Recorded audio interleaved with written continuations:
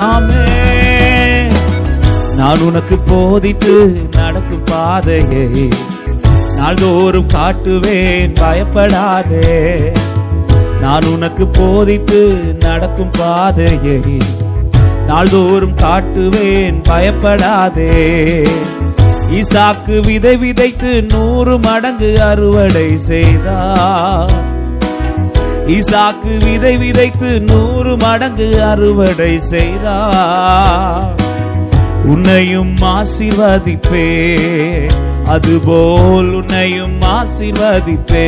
சொல்லுங்க, நான் உனக்கு போதித்து நடக்கும் பாதையை நாள்தோறும் காட்டுவேன். ஆமென். நான் உனக்கு போதித்து நடக்கும் பாதையை நாள்தோறும் காட்டுவேன். சொல்லுங்க, ஏசேக்கு சித்துனா இன்றோடு முடிந்தது மகனே.